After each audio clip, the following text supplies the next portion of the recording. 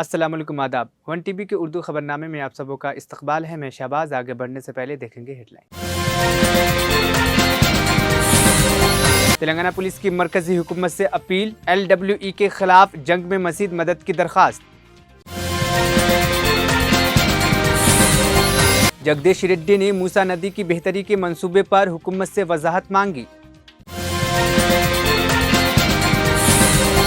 KT Rama Rao ने करीमनगर में सहाफ़ियों के मकानात की मनसूखी को जालिमाना करार दिया। उमर अब्दुल्ला ने जम्मू कश्मीर में हुकूमत साजी का किया ऐलान। लिबनान में गुज़िश्ता 24 घंटों के दौरान इजरायली फ़ज़ाई हमलों में मरने वालों की तादाद 32 जबकि 150 अफराद ज़ख्मी।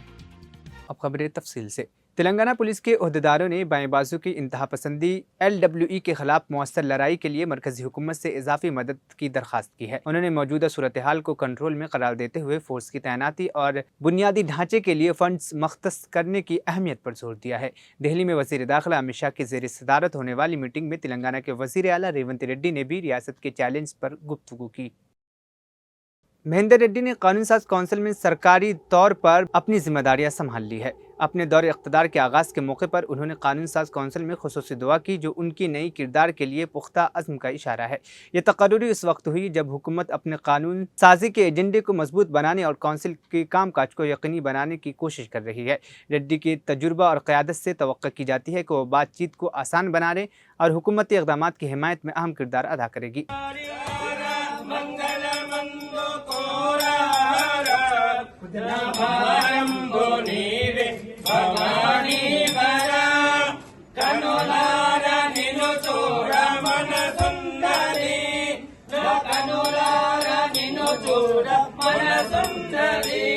जीवन में वो परिकिम दक्षिणमयी कनवे मया ओ करुणामया कनवे मया ओ करुणा। BRS के रुकन असम्बली और साबिक वजीर जगदीश रेड्डी ने हुकूमत से मुतालबा किया है कि वो मूसा नदी को खूबसूरत बनाने के लिए अपने मंसूबे की वजाहत करे। उन्होंने हुकूमत पर तनकीद करते हुए कहा है कि गरीबों को उनके मकानात से बेदखल किए बगैर मूसा नदी की बेहतरी मुमकिन नहीं है। तेलंगाना भवन में सहाफ़ियों से गुफ्तगू करते हुए जगदीश रेड्डी ने यह भी कहा है कि चीफ मिनिस्टर रेवंत रेड्डी ने नदी को बेहतर बनाने के लिए 1,50,000 रुपये खर्च करने का ऐलान किया है, जबकि डिप्टी चीफ मिनिस्टर भट्टी विक्रमार्का ने इस मंसूबे के लिए कोई माली तफसीलात फराहम नहीं की है। ఇక్కడ చోటేబాయి కూడా హైడ్రా విషయంలో మూసీ ప్రాజెక్టు విషయంలో అదే తప్పు చేసి పూటకు ఒక మాట మారుస్తున్నాడు. అక్కడ చెప్పేటప్పుడు ఎందుకు రద్దు చేస్తున్నావు అని అంటే దాని లోపల అంతర్గత ఉద్దేశం వేరే ఉంది. ఆయన మిత్రుడికో ఒకడికో ఇద్దరికో ఏదో సాయం చేయడం కొరకు చేసి దానికి మొదలు చెప్పిన మాటేమో ఏదో టెర్రరిస్టులు దగ్గర ఉంది ఈ డబ్బంతా, అది రద్దు చేస్తే అది మా ఖరాబైపోతుంది, మనకు లేకుండా పోతుంది కాబట్టి చేస్తామని చెప్పినాడు. ఆ తర్వాత లేదు నల్ల డబ్బు మొత్తం బయట దేశాల బ్యాంకులలో ఉంది, అది పోతుంది, ఇప్పటి నుంచి ప్రింట్ చేసిన మన డబ్బే మిగులుతుంది, ద్రవ్యోల్బణం తగ్గుతుంది, అది ఇది లాభం అవుతుంది దేశానికి అని చెప్పిండు. ఆ తర్వాత నక్సల్స్ ఏదో వాడుతున్నారు, మొత్తం వాళ్ళకాడ చాలా ఉంది, ఇప్పుడు అది కూడా లేకుండా పోతుంది, దాంతో నక్సలిజం పోద్ది అని చెప్పిండు. చివరికి వచ్చేవరకే ఈ దేశ ఆర్థిక రంగాన్ని నాశనం చేసింది అది. చివరికి 2,000 నోట్లు ఇచ్చిండు ఇంకింత నల్ల డబ్బు దాచుకునే పద్ధతుల్లో, ఆయన దోస్తులకు ఎవరికో ఇద్దరికో అవసరమైన పద్ధతుల్లో ప్రజలందరినీ ముంచి, ఈ దేశ ప్రజలందరినీ ముంచి రోజుల తరబడి ఆకలితో చంపి ఎవరు పైసలు వాళ్ళు 500 తెచ్చుకోవడానికి లైన్లలో నిలబెట్టేట్టు చేసి దుర్మార్గంగా ఈ దేశ ఆర్థిక వ్యవస్థను కుదిపేసే పద్ధతుల్లో వ్యవహరించిండు. అదే పద్ధతుల్లో ఇవాళ ఇది ఎవరి మీద ఒక వ్యక్తిగతమైన కక్షతోని హైడ్రా లేదా తనకు తాబేదారులైన ఒకరిద్దరు కాంట్రాక్టర్ల కొరకు వాళ్ళ నుంచి కోట్ల రూపాయలు కొల్లగొట్టి ఢిల్లీకి కప్పం కట్టి తన పదవి నిలబెట్టుకోవడం కొరకు మూసీ ప్రాజెక్టును ముందుకు తెచ్చిండు రేవంత్ రెడ్డి గారు. ఇప్పుడు మేమే కాదు, ఇప్పటికీ ఎవరడిగినా సమాధానం లేదు. అసలు నువ్వు మూసిలో ఏం చేయదలుచుకున్నావు, దేని కొరకు ఈ కార్యక్రమం ప్రారంభం చేసినావు, ఇండ్లు కూలగొట్టే కార్యక్రమం అర్జెంటుగా దీన్ని ప్రారంభం చేసినావు. ముందు కేవలం చెరువులని నీళ్ళలో నింపాలే, చెరువులలో ఇండ్లు అయినాయి, నీళ్ళు తక్కువైనాయి, అందులో కింది పొలాలు ఎండిపోతున్నాయి, అందుకనే అర్జెంటుగా హైడ్రాతో మొదలు ఐఎఫ్టీఎల్ పరిధిలో ఉన్నాయి, బఫర్ జోన్లో ఉన్నాయి, కూలగొట్టాలి అని చెప్పి మొదలుపెట్టిన అన్నాడు. ప్రజల నుంచి తిరుగుబాటు వచ్చింది. అసలు మొదట్లో హైడ్రాను ఇంతేంతో పెద్ద ఈ హైడ్రా వచ్చింది కాబట్టే ఇక ఈ హైదరాబాద్ మిగులుతుంది, హైదరాబాద్ లేకపోతే హైడ్రా లేకపోతే హైదరాబాదే లేదు అన్న పద్ధతిలో ప్రచారం చేసిన ఆయన తాబేదారులు. చివరికి కోర్టు మొట్టికాయలు వేసేంత వరకు దానికి లీగల్ శాంక్టిటీనే లేదు అని చెప్పి నిన్న మొన్న ఆర్డినెన్స్ ఇష్యూ చేసి, ఎంత అనాలోచితంగా ఉంది ఈ ప్రభుత్వం. అసలు ప్రభుత్వం అనేది ఒక చట్ట పరిధిలో పనిచేస్తుందని, లేదా అవసరమైనప్పుడు చట్టం చేస్తుందని ఆ సోయి కూడా లేని వాళ్ళు ప్రభుత్వాన్ని నడుపుతున్నారు. మూసీ విషయంలో మూసీ సుందరీకరణకు సంబంధించి అసలు మీ దగ్గర ఉన్న ప్లాన్ ఏంది, దేని కొరకు, ఏ మేరకు చేద్దామనుకుంటున్నారు, ఎంత మేరకు చేద్దాం? बीआरएस के कारगुजार सदर के टी रामाराव ने साबिक बीआरएस हुकूमत के तहत करीम नगर टाउन में सहाफ़ियों को मख्तस मकानात को मनसूख करने की रियासती हुकूमत के फैसले की शदीद मसम्मत की है, उसे गलत और जालिमाना करार दिया है। रामाराव ने एक बयान में कहा है कि चीफ मिनिस्टर रेवंत रेड्डी की क़यादत वाली कांग्रेस हुकूमत सहाफ़ियों को मकानात के अलॉटमेंट के बीआरएस की हुकूमत के कारनामे को हजम करने में नाकाम रही है। उन्होंने ये भी कहा है कि बीआरएस हमेशा समाज की भलाई के लिए काम करता रहा है और ये तर्ज़ अमल जारी रहेगा। रामाराव ने रियासत में नज़्म व नसक़ की सूरत हाल पर भी सवाल उठाया कि एक तरफ हुकूमत हैदराबाद में गरीबों के मकानात गिरा रही है तो दूसरी तरफ करीमनगर में सहाफ़ियों के मकानात वापस ले लिए गए हैं। మీ ఇంటికొచ్చి ఓటు అడిగిన కాంగ్రెస్ నాయకుడు కార్పొరేటర్ కావచ్చు, లేకపోతే కౌన్సిలర్ కావచ్చు, లేకపోతే గల్లీ లీడర్ కావచ్చు, ఎవరైతే మీ ఇంటికి వచ్చి అబద్ధం చెప్పిండో, ఎవరైతే 100 రోజులు 6 గ్యారెంటీలు అని నరికిండో వాడిని పట్టుకోవాలి. అధికారులతో మనకేం పని? అధికారులది ఏముంది? వాళ్ళు గవర్నమెంట్ పైసలు ఇస్తే మీ ఖాతాలు వేస్తారు, అసలు ఇవ్వకపోతే వీడేం చేస్తాడు మధ్యలో? అందుకే బరాబర్ ఖచ్చితంగా పట్టుకోవాల్సింది కాంగ్రెస్ ఎమ్మెల్యేలను, కాంగ్రెస్ ఎంపీలను, కాంగ్రెస్ కౌన్సిలర్లను, కాంగ్రెస్ కార్పొరేటర్లను, కాంగ్రెస్ గల్లీ లీడర్లను పట్టుకొని, ఏమాయ కొడుక మరి ఓట్లప్పుడు బాగా తిరిగితివి, ఇప్పుడు పత లేకుండా పోయినావు, యాడున్నావు నువ్వు, నీ రేవంత్ రెడ్డి, మీ రాహుల్ గాంధీ ఎక్కడున్నారు? గ్యారంటీలు అన్నారు, మరి గారడి మాటలు మాట్లాడినరు, ఏం సంగతి అని అడగాలి. నిన్న మీరు చూసిండ్రు హర్యానాలో బుద్ధి చెప్పిండ్రు కాంగ్రెస్ పార్టీకి, కర్ణాటకలకు ఇట్లే మోసం చేసిండ్రు, 5 గ్యారంటీలు అన్నారు, అక్కడ ఎలక్షన్లో బయటపడ్డాక పైసలు లేవు ఏం చేయాలన్నారు. ఆ తర్వాత హిమాచల్ ప్రదేశ్ 10 గ్యారంటీలు అన్నారు, అక్కడ ఇట్లే మోసం చేసిండ్రు. తెలంగాణలో 6 గ్యారంటీలను ఇక్కడ గారెడి చూపెట్టినరు, ఇక్కడ మోసం చేసిండ్రు. నిన్న హర్యానాలో ఎలక్షన్ పోయినరు, 7 గ్యారంటీలను పోయినరు. కానీ హర్యానాలోకి అర్థమైపోయింది వీళ్ళు పచ్చి లంగలు ఉన్నారు, కర్ణాటకలో మోసం చేసిండ్రు, తెలంగాణలో మోసం చేసిండ్రు, అక్కడ హిమాచల్లో మోసం చేసిండ్రు. हर जगह ये लोग धोखा ही करे, फिर हमारे साथ भी वही धोखा करते बोल के हरियाणा में कल कांग्रेस पार्टी को सबक सिखाए। मैं उम्मीद करता हूं कांग्रेस पार्टी के लीडर जो है राहुल गांधी और रेवंत रेड्डी, कम से कम अब तो सुधर जाओ, कम से कम अब तो गरीबों की मदद करना शुरू करो।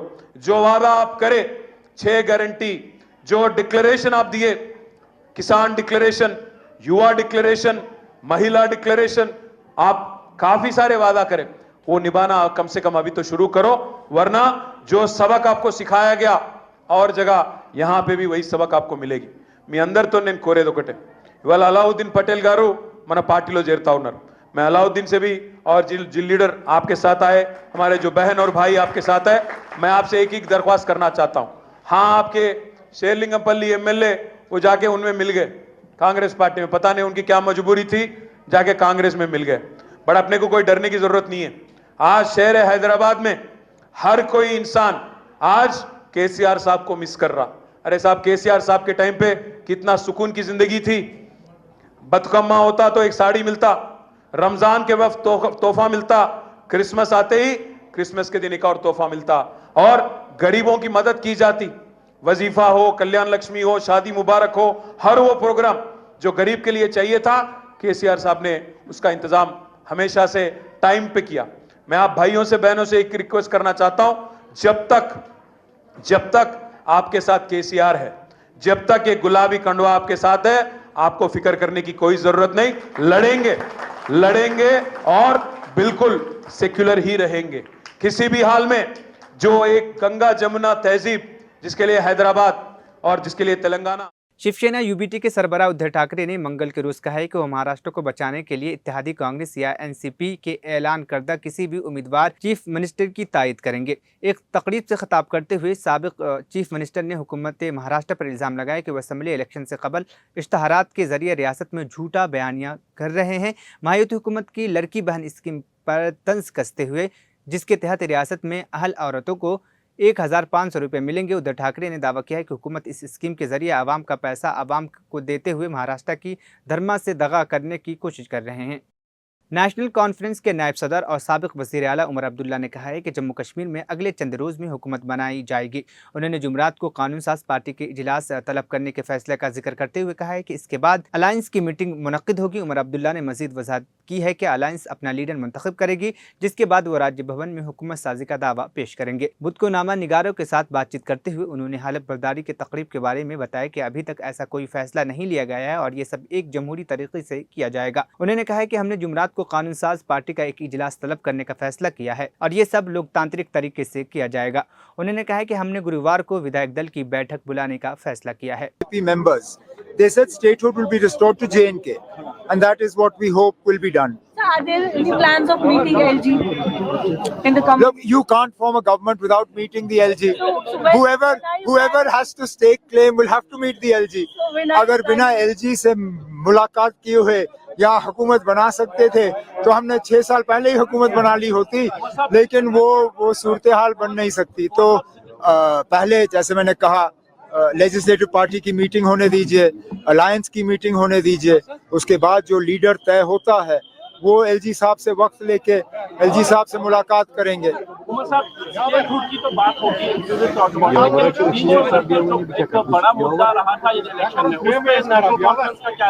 मतलब हमारा सियासी मौक़िफ़ बदलेगा नहीं। हमने कभी ये नहीं कहा कि हम 370 पे खामोश रहेंगे या 370 हमारे लिए अब मुद्दा रहा नहीं, लेकिन हम लोगों को बेवकूफ़ बनाने के लिए भी तैयार नहीं है। मैंने बार बार आप लोगों से कहा है इस इलेक्शन से पहले भी कि उन लोगों से उम्मीद करना जिन लोगों ने 370 हमसे लिया कि हम उन्हीं से वापस हासिल करेंगे, वो बेवकूफ़ी है, वो लोगों को धोखा देने के बराबर है। हम लोगों को धोखा देने के लिए तैयार नहीं है, लेकिन इस मुद्दे को हम जिंदा रखेंगे, इस पे हम बात करते रहेंगे और यह उम्मीद करेंगे कि आज नहीं तो कल मुल्क में हुकूमत बदलेगी, निज़ाम बदल जाएगा, ऐसी हुकूमत आएगी जिसके साथ हम बैठ के इस मुद्दे पे बात कर सकेंगे और कुछ ना कुछ जम्मू कश्मीर के लिए हासिल कर सकेंगे। ये नेशनल कॉन्फ्रेंस की हमेशा से हमारा ये रहा है लाएअमल और आगे भी यही रहेगा। The incoming government will have a major responsibility of giving a sense of ownership to the people of Jammu. The government that comes in the next few days will not be a government of the National Conference, it will not be a government of the Alliance, it will not be a government of those that voted for us. It will be a government for every single individual of Jammu and Kashmir, regardless of who they voted for or whether they voted at all. And in that, special emphasis will be placed on giving a sense of ownership and a voice within the government to those areas from where MLAs in this coalition will be less in number. Omar sir, how many independent candidates have approached National Conference so far, and when do आप क्यों हमसे ये बात करवा रहे हो? अब मैं आपको नंबर दूंगा, कल को उनको बुलाया जाएगा, तंग किया जाएगा। मैं सिर्फ इतना ही कहूँगा कि एक आध ने हमसे बात की है, हमारी बातचीत उनसे जारी है और जब वो आएंगे तो हम आपसे वो बात छुपा तो रख नहीं पाएंगे। When do we expect the government formation? How many? First and foremost, wait for the legislative party meeting, which will take place tomorrow. Subsequent to the legislative party meeting, there will obviously be the alliance meeting. It will determine the leader of the alliance. The leader of the alliance will then, I assume, take letters of support, go to Raj Bhavan, stake a claim, and request the LG to fix a date for the swearing in. But I would like that to happen as soon as possible, because we've been without an elected government since 2018. Time has come that we get back to work. So the legislative party meeting will be held tomorrow. Inshallah, tomorrow. So Farooq Saab said that you will be the CM. I am very grateful for the confidence that he has reposed in me. But that decision is of the legislators to make. It is a decision of the alliance to make. I love my father dearly, and I'm very grateful for the support that he has shown me yesterday. But finally, the say has to be of the legislators, and I'm always one to do things by the rules and by the book. This is how the procedure that has to be followed, and that's what will be done. But if you become the chief minister, what would be The your if top and but, priority? I don't, when? you know me, I don't give categorical answers to hypothetical questions. Whichever chief minister is sworn in the next few days, obviously there will be two sets of priorities. One is legislative, which will be determined by the members of the Legislative Assembly when the session is called. But the other is government related. And my own suggestion or my own word of advice to the incoming government would be that the first business of the cabinet should be to pass a resolution asking for statehood to be restored to Jammu and Kashmir, and the Chief Minister should travel to Delhi with that resolution, call on the senior leadership of the country and ask them to fulfill their promise, because it is the Honorable Prime Minister, the Honorable Home Minister and others who have promised the people of Jammu and Kashmir statehood. Nowhere did they say that statehood will be restored only to a BJP government, or statehood will be restored only to a government that has BJP members. They said statehood will be restored to JNK, and that is what we hope will be done. So are there any plans of meeting LG in the coming? Look, you can't form a government without meeting the LG. So when are you Whoever planning? has to stake claim will have to meet the LG. So when are you अगर बिना planning? LG से मुलाकात किए हुए या हुकूमत बना सकते थे तो हमने 6 साल पहले ही हुकूमत बना ली होती, लेकिन वो सूरत हाल बन नहीं सकती. तो पहले जैसे मैंने कहा, लेजिस्लेटिव पार्टी की मीटिंग होने दीजिए, अलायंस की मीटिंग होने दीजिए, उसके बाद जो लीडर तय होता है वो एलजी साहब से वक्त लेके एलजी साहब से मुलाकात करेंगे.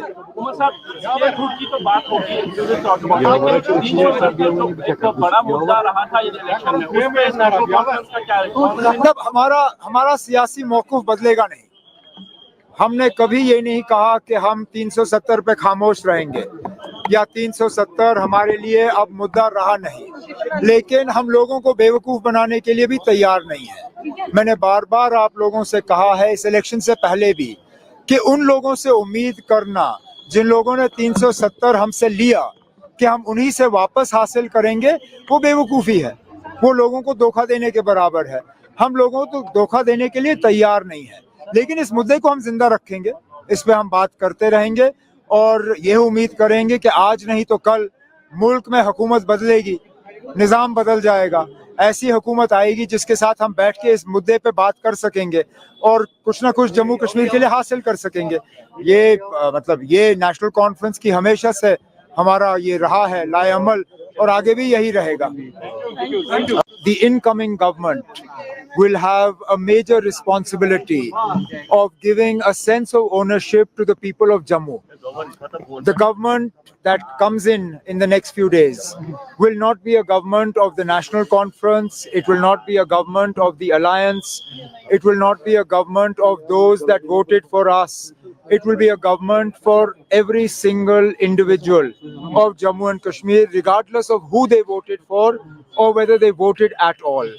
And in that, special emphasis will be placed on giving a sense of ownership and a voice within the government to those areas from where MLAs in this coalition will be less in number. Omar sir, how many independent candidates have approached National Conference so far, and when do आप क्यों हमसे ये बात करवा रहे हो? अब मैं आपको नंबर दूंगा, कल को उनको बुलाया जाएगा, तंग किया जाएगा. मैं सिर्फ इतना ही कहूंगा कि एक आध ने हमसे बात की है. हरियाणा असेंबली इंतखाबात के नताइज ने सभी को हैरान कर दिया है। अगरचे एग्जिट पोल हमेशा गलत साबित होते हैं, मगर इस बार इंतखाबात के नताइज ने सियासी माहिरीन को भी चकनाचूर कर दिया है। बीजेपी ने अपनी ताकत के बलबूते पर अक्सरियत हासिल कर ली है, जबकि वोट शुमारी के दौरान कुछ ऐसे हालात पैदा हो गए कि कांग्रेस ने गिनती के तरीक़ाकार पर सवाल उठाया है। कांग्रेस के सरगर्दा लीडरान पवन खेरा और जयराम रमेश ने प्रेस कॉन्फ्रेंस करते हुए हरियाणा के इंतखाबी नताइज को न सिर्फ हैरत अंगेज करार दिया है, बल्कि नाकाबिल कबूल भी कहा है। उन्होंने इलेक्शन कमीशन के सामने अपनी शिकायत दर्ज कराने का अज़्म भी जाहिर किया है और कई अहम सवालात भी उठाए हैं। हरियाणा में चुनाव हुआ जिसके नतीजे बिल्कुल अप्रत्याशित हैं और यहां तक कि यह भी कहेंगे कि अस्वीकार्य हैं। जिस तरह की शिकायतें लगातार आ रही हैं, अभी हम जयराम रमेश जी और मैं जिस कमरे में बैठे थे वहां भी लगातार शिकायतें हमारे नारनौल के कैंडिडेट राव नरेंद्र सिंह हो गए या पानीपत के कैंडिडेट हो गए, 3 जिलों से हिसार, महेंद्रगढ़, पानीपत, यहां से लगातार शिकायतें आ रही कि कैसे बैटरीज जो मशीन की थी वो 99% थी और जिन मशीनों की बैटरीज 99% थी उन मशीनों में नतीजा एक आया, हमें हराने वाला नतीजा आया, और जो मशीनें नहीं जिनको छेड़ा गया, जिनकी बैटरी 60-70% जो स्वाभाविक है होनी चाहिए थी, उसमें हम जीत रहे हैं हमारे कैंडिडेट। तो हम ये सारी शिकायतें इकट्ठी कर रहे हैं। हमारे कैंडिडेट्स ने वहां रिटर्निंग ऑफिसर्स को शिकायतें दी हैं और दे रहे हैं अभी, लेकिन आने वाले कुछ दिनों में ये सारी शिकायतें लेकर हम चुनाव आयोग में जल्दी ही जाएंगे और अपनी शिकायत वहां दर्ज कराएंगे। इस तरह का नतीजा कहीं भी धरातल पे नहीं दिख रहा था। आप लोग भी गए, हम लोग भी गए, सब घूम रहे थे। कोई ये नहीं मान सकता कि हरियाणा में इस तरह का अप्रत्याशित नतीजा आएगा। हम सब अचंभित हैं। ये अगर एक लाइन में इसको कहा जाए तो ये तंत्र की जीत है और लोकतंत्र की हार है। हम इसे स्वीकार नहीं कर सकते। सरकार बनेगी, साझा कार्यक्रम होगा और पूरा प्रयास किया जाएगा। हम पीछे नहीं हटेंगे। इस गठबंधन सरकार की प्राथमिकता यूटी को फिर से पूरे राज्य का दर्जा मिलना जरूरी है और यही प्राथमिकता होगी। और भी मुद्दे हैं, विकास से जुड़े हुए मुद्दे हैं। साझा कार्यक्रम, दोनों पार्टियों के मैनिफेस्टो भी है, साझा कार्यक्रम भी तैयार किया जाएगा और एक पारदर्शिता से जवाबदेही और संवेदनशील सरकार एक गठबंधन जम्मू और कश्मीर की जनता को देगी। हरियाणा के संदर्भ में हमने चुनाव आयोग से आज दोपहर से लगातार शिकायत कर रहे हैं। उनसे जवाब भी आया है, उस जवाब का जवाब भी मैं दे रहा हूं और उसके बाद भी 3 या 4 जिलों से बड़े गंभीर शिकायत आए हैं। वो सब कल या परसों हम चुनाव आयोग के सामने पेश करेंगे। पर मैं फिर से दोहराना चाहता हूं, हरियाणा के चुनाव के नतीजे अप्रत्याशित हैं, आश्चर्यजनक हैं और इसको हम स्वीकार नहीं कर सकते, क्योंकि ये लोकतंत्र की हार हुई है और तंत्र की जीत हुई है। इसके ऊपर मैं आज कुछ नहीं कहूँगा। जब हम सारे शिकायत इकट्ठा करके चुनाव आयोग से समय मांगेंगे, हम उम्मीद करते हैं कि वो समय हमें मिलेगा। कल या परसों तक हम उम्मीद करते हैं कि हम चुनाव आयोग के सामने एक विस्तार से, जो अलग अलग ज़िलों से, अलग अलग असेंबली कंस्टिट्यूएंसी से शिकायतें आई हैं, कुछ आज हमने इलेक्शंस कमीशन के सामने रखा था, पर और भी हैं और बड़े गंभीर मुद्दे हैं ईवीएम को लेकर। और जिस तरीके से एक माहौल पैदा करने की प्रयास की गई, दबाव स्थानीय अधिकारियों पर लाया गया और जहां जिन जिन सीटों में हमारी हारने की कोई गुंजाइश नहीं थी, वहां हम हारे हैं। मैं समझता हूं ये नतीजा लोक भावना के खिलाफ है, जो जमीनी हकीकत है और सभी ने ये हकीकत को महसूस किया है। ये नतीजा उसके खिलाफ जाता है। लिबनान के मुख्तलिफ इलाकों पर गुज़िश्ता 24 घंटों के दौरान इजरायली फ़ज़ाई हमलों में मरने वालों की तादाद 36 तक पहुँच गई है, जबकि 150 से ज़ायद अफराद ज़ख्मी हो गए हैं। ये इत्तला लिबनान की वजारत सेहत ने मंगल के शब दी है। वजारत के मुताबिक बेका के इलाके में 6 अफराद हलाक हुए हैं और 8 दीगर ज़ख्मी हुए हैं, जबकि सुबह नबातिया में 30 अफराद हलाक और 121 ज़ख्मी हो गए हैं। मज़ीद 12 माउंट लिबनान में 20 अफराद ज़ख्मी, जबकि बालबैक हरमल ज़िले में एक शख्स ज़ख्मी हुआ है। लिबनानी हुकाम के मुताबिक इजरायली हमलों के आगाज़ से अब तक लिबनान में हलाकतों की मजमूई तादाद 21,000 से ज़ायद हो चुकी है, जबकि 10,000 से ज़ायद अफराद ज़ख्मी हो गए हैं। हिजबुल्लाह और इसराइल के दरमियान जारी जंग में शिद्दत के साथ एक बड़ी खबर सामने आ रही है। इसराइली फ़ौज का दावा है कि गुज़िश्ता रोज़ बेरूत पर किए गए हमले में हिजबुल्लाह के कमांडर सुहैल हुसैन हुसैनी हलाक हो गए हैं। तहम इस मामले में हिजबुल्लाह की जानिब से अभी तक कोई बयान सामने नहीं आया है, जिसकी वजह से ये वाज़ेह नहीं हो सका है कि आया ये खबर दुरुस्त है या नहीं।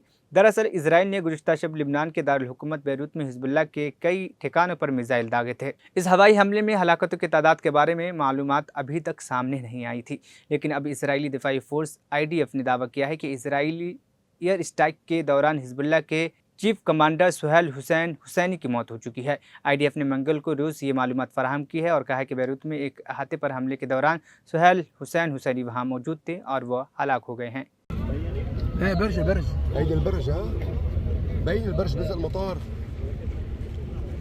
आखिर में हेडलाइंस फिर। तेलंगाना पुलिस की मरकजी हुकूमत से अपील, LWE के खिलाफ जंग में मज़ीद मदद की दरख्वास्त। जगदीश रेड्डी ने मूसा नदी की बेहतरी के मंसूबे पर हुकूमत से वजाहत मांगी। KT रामाराव ने करीमनगर में सहाफ़ियों के मकानात की मनसूखी को ज़ालिमाना करार दिया। उमर अब्दुल्ला ने जम्मू कश्मीर में हुकूमत साजी का किया ऐलान। लिबनान में गुज़िश्ता 24 घंटों के दौरान इजरायली फ़ज़ाई हमलों में मरने वालों की तादाद 32, जबकि 150 अफराद ज़ख्मी। 1TV उर्दू खबरनामा यहीं पर इख्तिताम पसंद हुआ। मुझे दीजिए इजाज़त, फिर होगी कल मुलाकात। अल्लाह हाफ़िज़।